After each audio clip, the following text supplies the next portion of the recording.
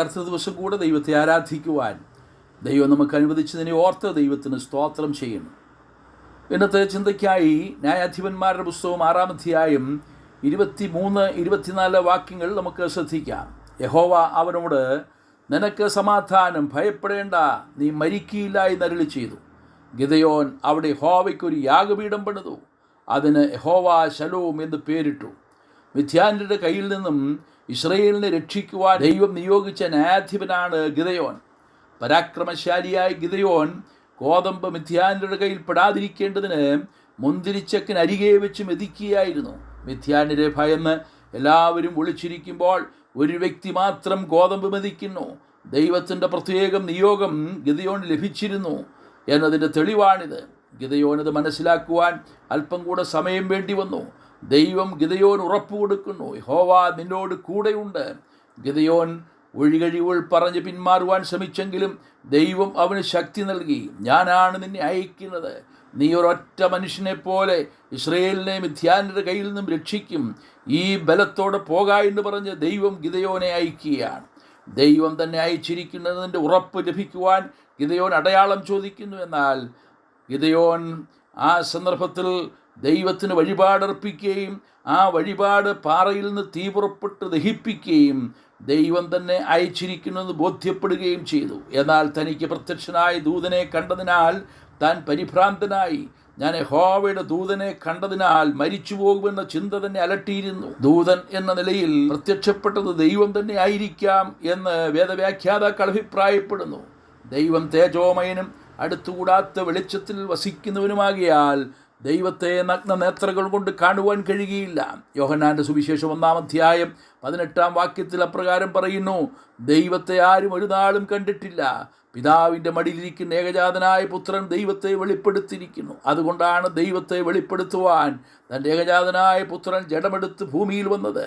നാം ആരും ദൈവത്തെ കണ്ടിട്ടില്ലെങ്കിലും കാണാൻ കഴിയുകയില്ലെങ്കിലും ക്രിസ്തുവിലൂടെ ദൈവത്തെ വെളിപ്പെടുത്തിയിരിക്കുന്നു. പക്ഷേ ക്രിസ്തുവിൻ്റെ പ്രത്യക്ഷതയായിരിക്കാം ഗിദെയോനുണ്ടായത്.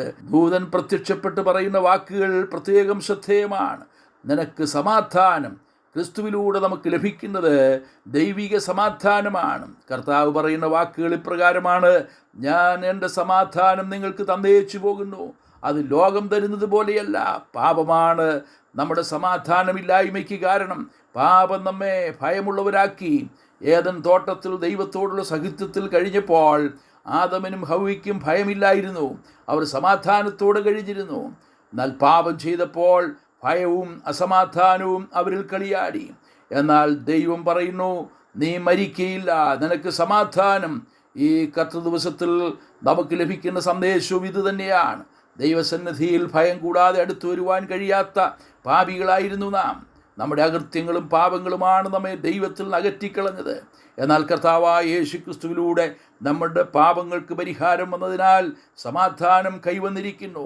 അവൻ നമ്മുടെ സമാധാനം. അവൻ ഇരുപക്ഷത്തെയും ഒന്നാക്കി വേർപാടിൻ്റെ നടുച്ചുവറും ഇടിച്ചു കളഞ്ഞിരിക്കുന്നു. ദൈവത്തിൽ നിന്നും നിനക്ക് സമാധാനമെന്ന് കേൾക്കുന്നതിനേക്കാൾ വലിയ ആശ്വാസം എന്താണ് നമുക്കുള്ളത്? മാത്രമല്ല, ഭയപ്പെടേണ്ട, നീ മരിക്കയില്ല എന്ന് ഉറപ്പും. പ്രിയരേ, മരണഭയം നമ്മെ വേട്ടയാടിയിരുന്നു. പാപത്തിൻ്റെ ശമ്പളം മരണം. പാപം ചെയ്യുന്ന ദേഹി മരിക്കും. നമുക്കുള്ള മേലെഴുത്തും അതുതന്നെയായിരുന്നു. എന്നാൽ അത് മായ്ച്ചു കളഞ്ഞു. കർത്താവ് നമ്മുടെ പാപത്തിൻ്റെ ശിക്ഷ ഏറ്റെടുത്തതിനാൽ രണ്ടാം മരണമായി തീപ്പൊയ്കയിൽ നിന്നും വിടുതൽ ലഭിച്ചിരിക്കുന്നു. ജീവപര്യന്തം മരണഭീതിയിൽ അടിമകളായിരുന്നു നമ്മയൊക്കെയും കർത്താവ് വിടുവിച്ചു. നാം ഇന്ന് അനുഭവിക്കുന്ന സമാധാനം വളരെ വലുതാണ്. അത് ദൈവമക്കൾ മാത്രം അനുഭവിക്കുന്ന സമാധാനമാണ്. ഇന്ന് നാം കർത്താവിനെ ആരാധിക്കുന്ന ഈ ധന്യനിമിഷത്തിൽ ഈ 3 വാക്കുകൾ നമുക്ക് പ്രചോദനമായിരിക്കട്ടെ. നിനക്ക് സമാധാനം, ഭയപ്പെടേണ്ട, നീ മരിക്കയില്ല. ഈ അനുഗ്രഹിക്കപ്പെട്ട ചിന്തയോടുകൂടെ നമ്മുടെ കർത്താവിന് നമുക്ക് മഹത്വം കരേറ്റാം. കർത്താവിൻ്റെ നാമം മഹത്വപ്പെടുമാറാകട്ടെ. സ്വർഗീയ പിതാവേ, ഞങ്ങൾ അങ്ങേക്ക് സ്തോത്രം ചെയ്യുന്നു.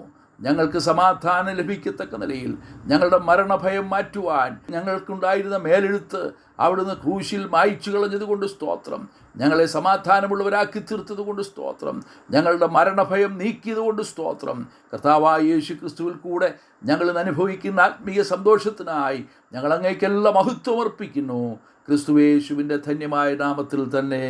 ആമേൻ.